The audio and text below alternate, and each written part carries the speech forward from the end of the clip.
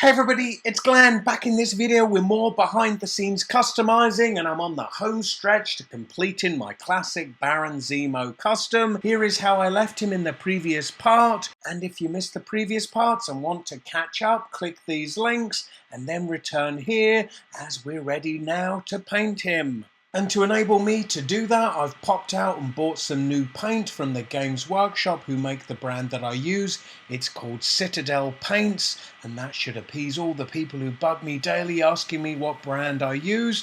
Look, they even have a website, so you can go check them out yourself. Not only did I buy some paints, I also splashed out on some new brushes. Baron Zemo, I spoil thee. I bought two brushes, one is more for fine detail, and the other I would consider more of a standard size for painting the broader surfaces of customs. And then of course the paint, two of these I needed for this particular project, then the remaining ones are just staples I like to have on standby. We'll get into the various types of paint as I begin using them in painting Zemo, but before we do that we need to give him a wash, and I don't mean a paint wash. So before you begin painting any action figure, I recommend you do wash them, as if you've ever opened an action figure and it has a slightly oily feeling to the surface, that's mold release agent. It's an oil or wax based chemical that's applied to molds so that the plastic pops easily from the mold in the production process, and it can leave a residue on the action figure, and as the mold release agent is oil or wax base, it will resist the application of water-based paints to it.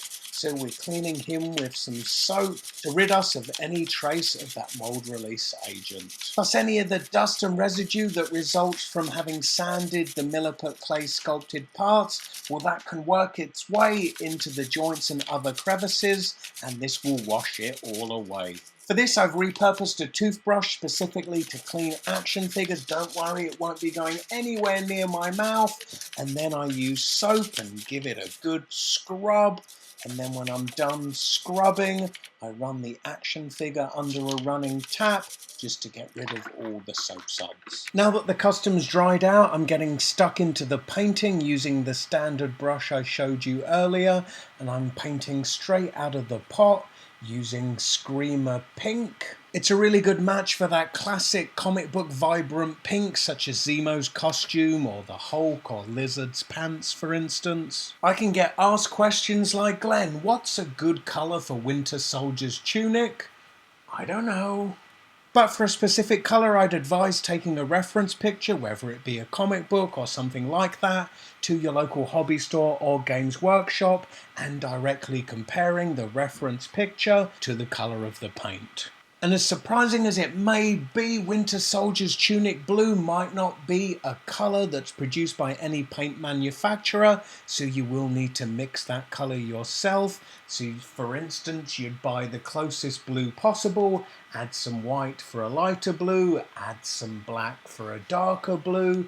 If it's got a turquoise hint to the blue, you may want to add some yellow. And it's at that point, when having paid attention to high school art class when they were teaching the colour wheel and basic colour theory comes in handy. And certain colours of paint provide better coverage than others. This pink is probably going to require 2 coats, but before I apply a second coat, I want to check the amount of paint rub on the joints. Because when you paint joints and then articulate them, the parts brush up against each other and rub the paint away, and that's something we don't want to happen. With some joints you get lucky and no paint rub, and then others can be a real bitch. So if you look closely at the back of the knee where I've painted it pink, we'll now articulate the knee, and there you'll see it's rubbed away some of that pink paint, and you see the darker purple plastic showing through.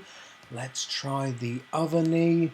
Yeah, see, that one's a lot better. We're lucky with that one. There's little to no paint rub there. But for where there is paint rub, I'm going to tackle that with sandpaper by sanding away at the joint, creating a space for the paint to sit on the joint without being rubbed away once the joint articulates. There, that should be enough. Now I'm going to brush away the plastic dust with a makeup brush, which I should point out I bought specifically for this purpose. Don't worry, I'm not going from customizing to cross-dressing. And guys, if you are going to use a makeup brush for something like this, Go buy one. Don't use your girlfriend's, your wife's, or your mother's. Believe me, they don't much appreciate it. So I'm now reapplying paint to the area that I sanded. Fingers crossed, once this paint is dry and we articulate the joint, it won't be rubbed away this time. Now that the paint is dry, let's put it to the test. Hell yeah!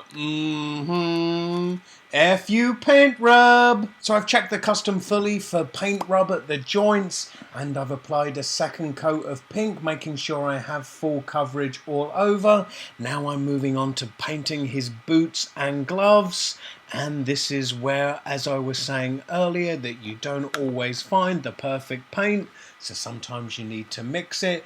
Here my sunburst yellow's a bit too bright for the yellow I want, so I'm adding this kind of muddy colour into the yellow to darken it a little bit. And then I'm going to add a tiny bit of red just to bring out more of an orange hue in the yellow. So the yellow that I'm painting on now, it's probably a shade darker than I would want it to be, but really that's because it's a kind of base coat, and I'm going to be dry brushing a lighter shade over it. We'll get to what oh, hang on, there's somebody at the door.